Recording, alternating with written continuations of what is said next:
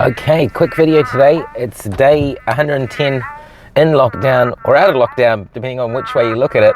But opinion is divided. Are we still in lockdown? I have to rename these videos. Are we still in lockdown? Well, it's unclear. If you're a pessimist or if you're anti-government for sure, you'd probably say we're still in lockdown. You still can't leave Auckland. The rest of New Zealand's too worried about that. And schools are going back, but it's 50% at best for some schools. So are we still in lockdown? Well, no, because you can do pretty much everything. You can go to the swimming pool, you can go to the shopping centre, you can get some abuse by people who are not vaccinated. You can see that at shop owners. So it's all unwinding, I guess. I don't know if we're going to ever get back to normal anytime soon, but it does seem like we've got a new kind of tolerable way of existing now. And that's with your vaccine pass. So I've just been itching to use my vaccine pass, but everywhere I go it doesn't seem to be a place you can really scan it, or I don't know how they're going to police it, but certainly there's a gentle incentive to definitely get your vaccine pass. So that's where we are at the moment. So are we in lockdown? I'm not sure. I would probably say no, because you can probably just judge it by the traffic, and you probably see it in the background here. This is pretty much usual, mid-December traffic piling up now. So yeah, people are moving, people are doing stuff, and you can go to people's houses, and you can go to their toilet, apparently. So yeah, so we're coming out of lockdown, which has been a while, fair to say, but I think it's good we kind of gradually come out, that people can make some decisions. And we're going into summer, so people won't be in the office that much anyway. So everything crossed, we can just get through this period. And as we spread COVID down the country over summer, it's not too much carnage out there. But yeah, so we're in red zone. So I'm gonna have to rename this the red traffic light zone, the red light zone. Sounds a bit dodgy going out for a red light party. But that's where we are. Still can't get over why they put the green at the top of this thing. I guess it makes sense, but a traffic light never works like that. Anyway, minor issues. So as we were coming out of lockdown, right on cue, the professional protesters, well, I wouldn't call them professionals. I mean, they do spend all their time protesting probably, or a good amount of their thoughts protesting, but I'm not sure you'd apply the term professional to the people we saw protesting. They came out of the woodwork from goodness knows where, the Domain, their home, their spiritual home. And I can understand some of the arguments. Some of them are pretty far out there, but some of them, if you've lost your job and it was due to lockdown, yeah, you'd be pretty peeved off. If you've had family members you really wanted to see and you couldn't because of travel restrictions, you'd be pretty peeved off. But probably in a reflection of just how this whole thing is unfolding for the lockdown protesters in New Zealand. They met at the Domain, and what did they end up targeting? They targeted kids cricket, which was finally getting back to normal. So I'll put a little picture here. Kids cricket was finally coming back, and cricket was on a bit of a high. The Black Caps got into another World Cup final, this time for the T20, so they've been in all finals. The Test match, the Test match championship final, they've been in the ODI World Cup final, 2 World Cups in a row, and then T20 final.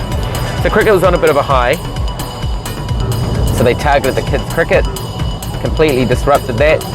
Kids staring at each other at the other end like, what do we need to do here? This is not in the kind of things we've been told to deal with. Yeah, rain, wind, somebody's forgot the t-shirt, somebody's forgot the gear, somebody doesn't have the right pads on, no box.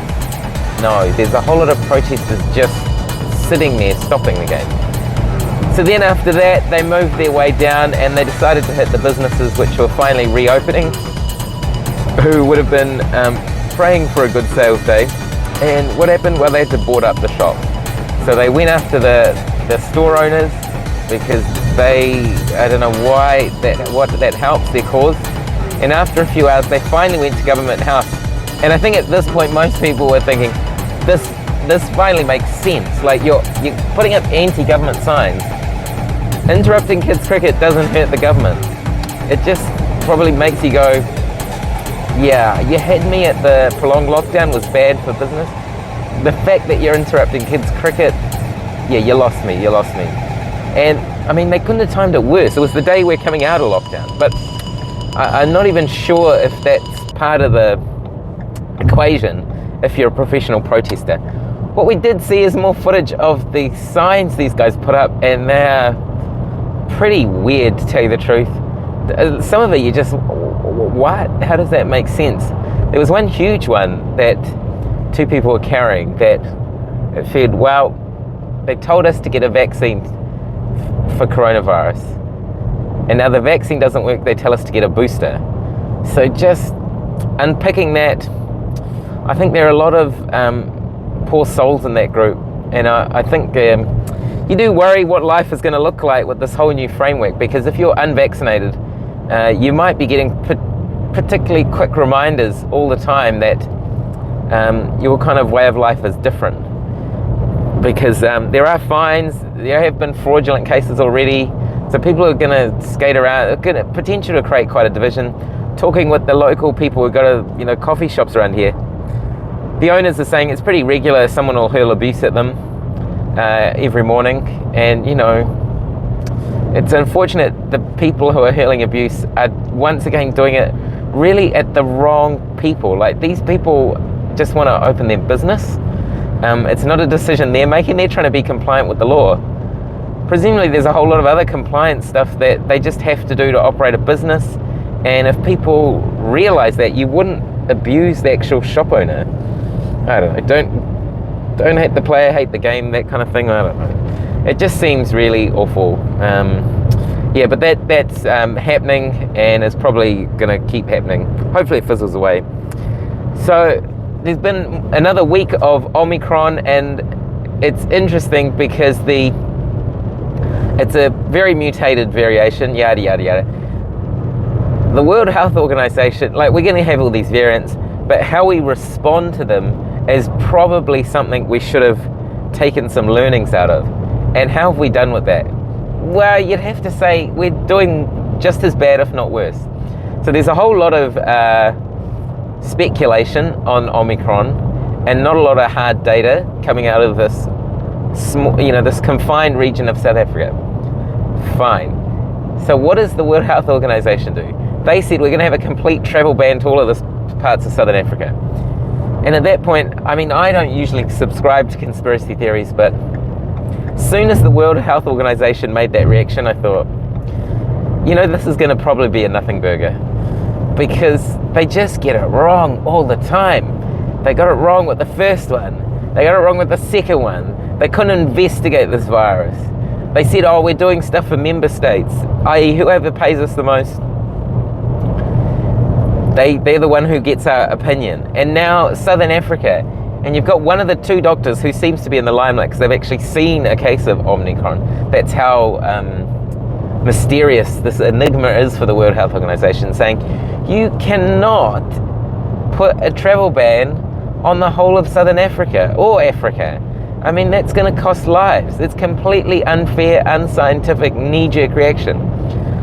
So if the World Health Organization was losing faith, well, they're losing it in the bucket loads now, because it's turning out, there's not a whole lot of bodies piling up in these hospitals. A lot of these people are asymptomatic. A lot of this is being picked up because they're doing a COVID swab because of Delta. So really, could this have been happening years ago and no one would ever have known, because we weren't doing this mass swabbing for Delta?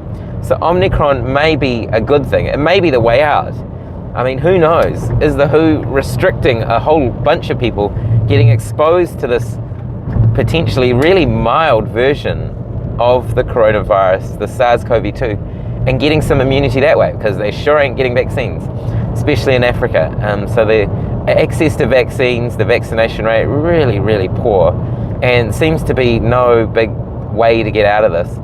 So nature may have found a result. The thing is, we wouldn't have even known about this unless they were doing swabbing. So, how many other viruses circulate around the world that we just actually never know about?